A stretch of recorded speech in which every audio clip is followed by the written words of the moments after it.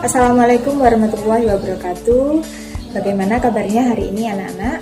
Semoga kita senantiasa diberikan kesehatan dan kemudahan dalam segala urusan kita. Anak-anak, di masa pandemi ini, marilah kita selalu menjaga kesehatan dengan pola 5M. Ingat ya, 1. Mencuci tangan, 2. Memakai masker, 3. Selalu menjaga jarak dengan orang lain, 4. Memenuhi kebutuhan nutrisi kita, dan 5. Memperbanyak doa. Berbicara tentang makanan, kita sebagai makhluk hidup membutuhkan makanan sebagai sumber energi. Dalam mencerna makanan, tubuh kita melakukan proses pencernaan. Sistem pencernaan manusia adalah proses mencerna makanan dari awalnya bentuknya sangat kasar, kemudian dicerna menjadi lebih halus dan lebih sederhana untuk kemudian diserap sari-sarinya. Sistem pencernaan manusia melibatkan organ-organ pencernaan, antara lain ada rongga mulut, kerongkongan, lambung, usus halus, usus besar, dan terakhir adalah anus. Yang pertama, rongga mulut. Di dalam rongga mulut kita terjadi 2 pencernaan, yaitu pencernaan mekanik dan pencernaan kimiawi. Pencernaan mekanik dalam rongga mulut melibatkan organ gigi dan ludah, sedangkan pencernaan kimiawi melibatkan kelenjar ludah. Yang kedua, kerongkongan. Kerongkongan merupakan saluran penghubung antara rongga mulut dengan lambung. Di dalam kerongkongan terjadi gerak peristaltik, yaitu gerak mendorong makanan yang ada kemudian disalurkan menuju ke lambung. Gerak peristaltik terjadi karena adanya kontraksi otot pada faring secara bergelombang. Yang ketiga, organ pencernaan yang ketiga adalah lambung. Pada lambung terjadi 2 pencernaan juga, ada pencernaan mekanik dan pencernaan kimiawi. Pencernaan mekanik itu adalah pencernaan atau proses pencernaan dengan gerakan meremas-remas pada lambung. Sedangkan pencernaan pencernaan kimiawi melibatkan beberapa enzim pencernaan yang ada dalam lambung, yaitu HCl, pepsin, dan lipase. Selanjutnya adalah usus halus. Pada usus halus dibagi menjadi 3 bagian.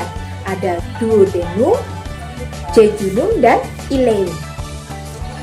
Dalam usus halus ada 2 cairan yang akan ditambahkan, yaitu cairan empedu dan cairan pankreas.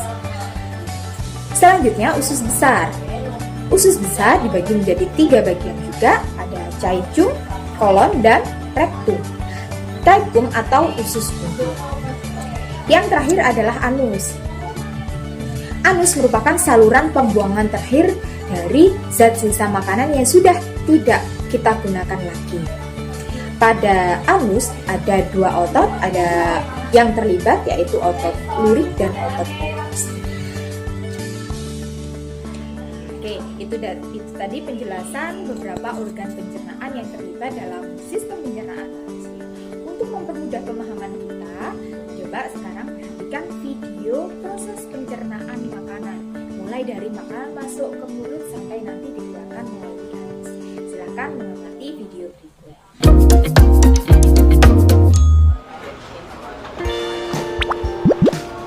Hey kawan, namaku Gilbert si anggur.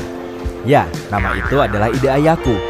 Omong-omong, hari ini aku akan melakukan perjalanan seru ke dalam tubuh manusia. Jadi, mau menonton?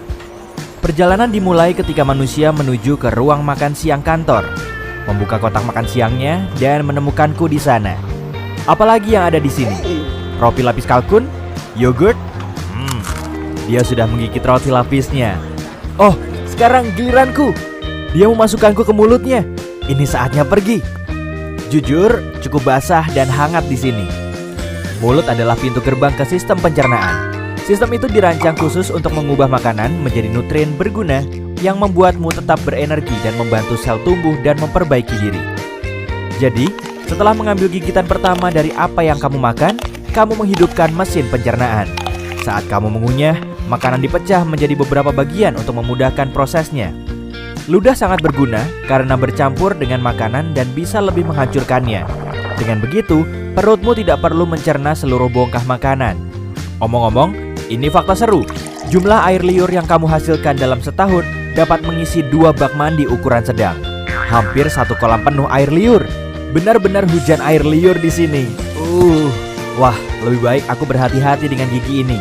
Aku tidak mau berakhir seperti bocah kalkun di sana itu. Sulit karena orang ini menggunakan lidahnya untuk menggulung makanan di mulutnya dan ke arah giginya. Aku benar-benar tidak ingin menjadi selai hari ini. Jadi, aku akan melewati pengunyahan ini. Ayo turun. Wih! Sekarang kita menuju tenggorokan. Ini juga disebut faring. Oh, jalan bercabang. Aku harus pergi kemana? Cap cip cup kembang kuncup. Sepertinya kita harus ke sini. Tunggu, sepertinya aku salah belok. Kenapa semuanya bergetar? Aduh, manusia malang ini batuk terus-menerus. Tolong tepuk punggungnya. Sudah, naik lagi. Maaf kawan. Nyaris saja. Hampir masuk ke paru-parunya. Itu tidak akan baik. Baiklah, aku kembali ke jalan. Jadi, mari kita coba lagi. Aku dengan benar masuk ke tabung penelan yang memiliki nama mewah esofagus. Aku suka menyebutnya saluran makanan, tapi ini jauh lebih sempit daripada yang kubayangkan. Aku akan terjepit di sini. Hah? Bagaimana bisa aku terus turun? Ah, begitu. Otot-otot di dinding esofagus ini meremas di belakangku dan melemas di depanku. Ini adalah proses yang disebut peristaltis, dan itulah yang menggerakkanku melalui sistem pencernaan. Beberapa detik kemudian dan kita sekarang telah mencapai ujung terowongan. Ada otot yang terbuka di sini untuk membiarkan makanan masuk ke lambung dan mencegahnya keluar kembali ke esofagus. Ini agak mirip dengan petugas keamanan. Aku hanya seorang turis di sini. Pak, tolong izinkan aku masuk. Hore! Aku sudah melewati katup dan masuk ke perut. Itu mengingatkanku pada kantong dan izinkan aku mencoba dinding itu. Wah, itu dinding yang kuat. Semuanya otot. Sebenarnya aku tidak terkejut. Perut menampung, mencampur, dan menggiling makanan menjadi bubur. Jadi itu harus cukup kuat. Sejujurnya, ini tak tampak terlalu... Ya ampun, apa itu? Aduh, panas sekali. Au, panas. Aku harus keluar dari asam perut ini. Jika tidak, aku akan menjadi cairan atau pasta seperti roti lapis Turki itu. Tidak apa-apa, aku sudah bersiap. Aku membawa perangkat kecil yang sangat berguna dan akan melindungiku dalam gelembung pelindung. Makanan biasanya tidak memiliki ini, tapi aku punya. Koneksi. Itu rahasia. Aku hanya perlu menekan tombol ini. Sudah, sekarang aku bisa terus berbicara denganmu sepanjang jalan, alih-alih berubah menjadi jeli anggur. Perhentian berikutnya, usus kecil. Organ berliku yang panjang melingkar ini terdiri dari 3 bagian. Saat aku bilang panjang, aku serius. Jika kamu merentangkannya, yang tidak kusarankan karena itu perlu digulung. Dan di dalam tubuhmu, kamu akan mendapatkan tabung yang lebih dari 6 meter panjangnya. Yap, itu setinggi jerapah dan semua dimasukkan ke tubuhmu. Harus kuakui, cukup hangat di sini. Hampir seperti resort tropis, tapi di lautan, empedu. Oh iya, aku terlindungi dalam gelembung kecil. Jangan khawatir. Empedu sangat penting untuk mencerna lemak dan mengeluarkan semua kotoran dari darah. Jadi, bersyukurlah hatimu menghasilkannya.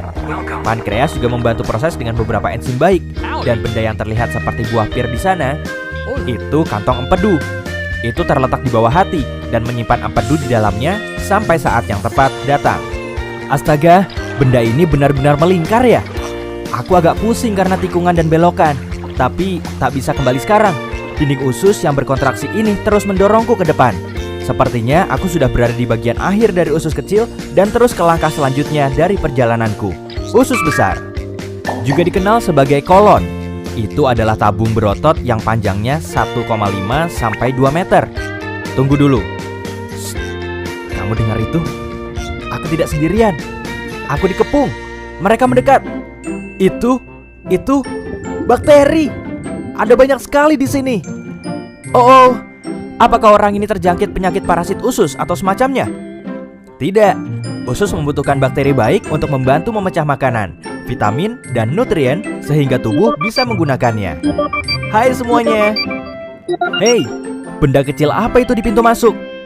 Ah, Itu pasti usus buntu. Itu tidak terlalu berguna. Selain menampung bakteri yang mungkin perlu dilepaskan ke usus, itu juga punya beberapa jaringan yang berguna untuk sistem kekebalan tubuh. Tapi sebagian besar itu adalah benda kecil yang tidak berguna. Jadi orang masih bisa hidup tanpanya. Hei, jika usus buntu meradang, dokter akan memotongnya. Serius, sepertinya orang ini masih memilikinya. Baguslah. Omong-omong, kita sekarang ada di usus besar dan aku senang. Di sini agak lebih luas. Jika tak memakai gelembung pelindung rahasiaku yang mewah, aku pasti akan berbicara kepadamu sekarang sebagai bubur ampas air kekuningan. Saat kontraksi otot ini mendorongku melalui usus besar, semua air diisap dariku. Bentuk terakhirku, feses. Yap, tinja, kotoran, apapun itu sebutannya, itu terbentuk di usus besar. Masih banyak bakteri di mana-mana. Mereka benar-benar bekerja keras ya. Tak boleh terlalu sedikit atau terlalu banyak. Jika tidak, kamu akan mengalami masalah pencernaan seperti intoleransi makanan. Mereka juga memainkan peran besar dalam kekebalan tubuh. Dan itu sebabnya kamu punya triliunan bakteri di tubuhmu. Terus bekerja dengan baik teman-teman. Aku dalam perjalanan melalui kolon kiri. Ketika terlalu penuh dengan feses, kolon memutuskan untuk membuang semuanya ke rektum karena tidak dapat menahannya sendiri. Biasanya memakan waktu sekitar 36 jam bagi apa yang tersisa dari makananmu.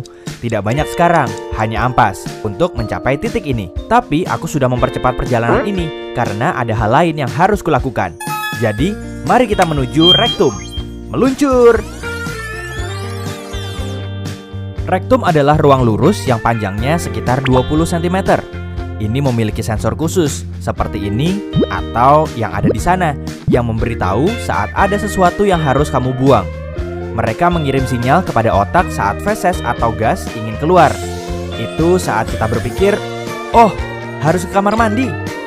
Jika saatnya tepat, yaitu kamu menemukan toilet dan sphincter lemas, tara, feses keluar. Oke, itu tadi video proses pencernaan manusia. Oke, untuk materi pembelajaran hari ini, Bu Zulfi rasa cukup. Selanjutnya, tugas kalian ada 3 tugas. Yang pertama adalah menuliskan organ-organ apa saja yang terlibat dalam sistem pencernaan manusia. Yang kedua, melengkapi fungsi organ pencernaan manusia. Yang ketiga, menjelaskan proses pencernaan manusia. Oke, sekian video pembelajaran tentang sistem pencernaan manusia. Semoga bermanfaat. Selamat mengerjakan, selamat belajar, salam sehat. Assalamualaikum warahmatullahi wabarakatuh.